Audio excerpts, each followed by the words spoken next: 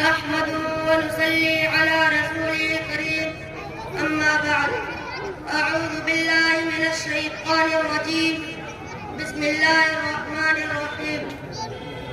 إنا نحن نزلنا الذكر وإنا له لحافظون کرام قدر صدر جلسہ معزز اساتذہ کرام مکرم مہمانان عزام بزرگوں اور دوستوں اور عزیز ساتھیوں مکاتب اور مدارس کی اہمیت سے کون ناواقف ہے مگر بار بار اس کا تذکرہ بھی ضروری ہے تاکہ سمجھنے والے سمجھ لے شک و تذبذب میں مبتلا ہونے والے شاہراہ یقین پر گامزن ہو جائے اور مدارس و مکاتب کی اہمیت و افادیت کے انکار کرنے والوں پر یہ حقیقت آشکارا ہو جائے کہ اندھیری رات میں چاند اور ستاروں کی اہمیت و افادیت کے انکار کرنے والے اپنی بدعقلی و بدباطنی کا ثبوت دیتے ہیں ان کے اس انکار سے چاند اور ستاروں کی روشنی متم نہیں پڑ جاتی اور نہ عقل و شعور والے اس فکر نظریہ کو تسلیم کرتے ہیں کہ چاند کی چاندنی سے کوئی فائدہ نہیں ستاروں کی روشنی سے کچھ نفع نہیں جی ہاں اس میں ذرہ برابر بھی مبالغہ نہیں کہ جہالت و ضلالت کفر و شرک کے ان گھٹا ٹوپ اندھیروں میں یہی مدارس اسلامیہ چاند کی مانند اور یہی مکاتب دینیہ ستاروں کے جیسے ہیں جیسے چاند اور ستاروں کی عدم موجودگی میں پوری کائنات تاریکیوں میں ڈوب جائے گی ویسے ہی ان دینی درسگاہ کے نہ ہونے پر ساری امت مسلمہ جہالت و ضلالت کفر و شرک کے اندھیروں میں غرق ہو جائے گی میرے اس دعوے کا جیت و جاگت ثبوت یہ ہے کہ جہاں جہاں مدارس و مکاتب قائم نہیں ہو سکے وہیں پر مسلمان کلمہ نماز اور دین کے بنیادی عقائد و اعمال تک سے باخبر ہے آج مسلمانوں کے مندروں میں گھنٹی بجانے ناریل توڑنے بتوں پر چڑھاوا چڑھانے اور غیر اللہ کی پوجا کرنے کی جو اذانیں کہیں اور سنی جاتی ہے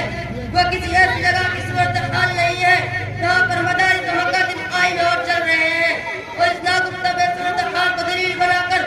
مدارس و مکاتب کی اہمیت و افادیت کا انکار کیا جا رہا ہے یہی دلیل ہے مدارس و مکاتب کی اہمیت و افادیت کی کہ جہاں جہاں دین درس قائم نہیں ہے وہاں پر ایک مسلمان خاندانی و روایت مسلمان ہو کر بھی کافرانہ و مشرکانہ زندگی گزار رہا ہے جہاں جہاں ایمان و یقین کے مضبوط قلعے نہیں ہے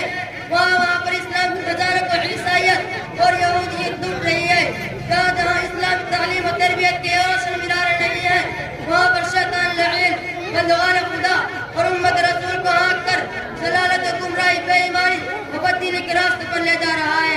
جہاں جہاں رشد و ہدایت کی تربیت گاہیں نہیں ہے وہاں پر ابلیس لعین مومنوں کی پیشانی کو بتوں کے قدموں پر خم کر رہا ہے اس صورتحال کو سامنے رکھ کر مثبت نتیجے نکالنے کے لیے جہاں پر عقل صحیح اور قلب سلیم کی ضرورت ہوتی ہے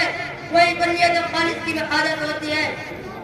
اس صورتحال سے ان کا یہ نتیجہ نکال کر پیش کیا جانے لگا کہ مکاتب و مدارس اپنا رول نبھا نہیں پا رہے ہیں علماء اپنا فرض نبھا نہیں پا رہے ہیں اس لیے اس صورتحال پر دوسرے تین طریقوں سے قابو پانا چاہیے مگر یاد رکھیں اس صورتحال پر قابو پانے کا کوئی دوسرا تیسرا طریقہ ہی نہیں اس کا تو صرف اور صرف ایک راستہ ہے زیادہ سے زیادہ دینی تعلیم و تربیت کا انتظام کرنا اسی مقصد کے لیے مدارس و مکاتب قائم کیے جاتے ہیں اور چلائے جاتے ہیں مکاتب میں جہاں تک کہ ننھے منھے معصوم بچوں کو کلمہ سکھایا جاتا ہے مطلوب دعائیں رٹائی جاتی ہے قرآن عظیم کی تعلیم دی جاتی ہے اسلامی عقائد و اعمال تک سے باخبر کیا جاتا ہے یعنی جہاں ان کے دلوں کے نور سے جگمگایا جاتا ہے جامع توحید اور پیمانہ رسالت سے مغمور کیا جاتا ہے اللہ کی کبریائی اور رسول کی عظمت ان کے قلوب میں بٹھائی جاتی ہے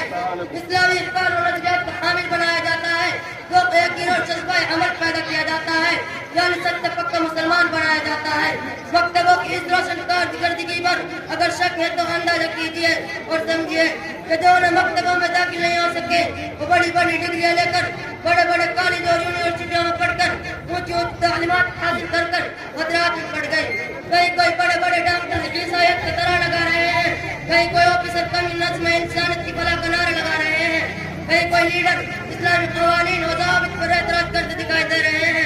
اسی طرح اگر مسلم معاشرہ میں دینی تعلیمات کا حصول کا سلسلہ منقطع ہو جائے تو کہیں پر لوگ یہودیوں کے دامن پر ایک میں لگ جائیں گے کہیں کمیونزم کا پرچار کرنے لگیں گے کہیں اسلام دشمن پارٹی اور تنظیموں میں شامل ہو کر اسلام دروس اور قومی مسلم کو بدنام کریں گے اس لیے دینی تعلیم و تربیت کرنے اسلام کے ساتھے میں ڈالنے خدائی رنگ میں رنگنے یعنی سچے پکے مسلمان بنانے کے لیے مکاتب و مدارس قائم کیے جاتے ہیں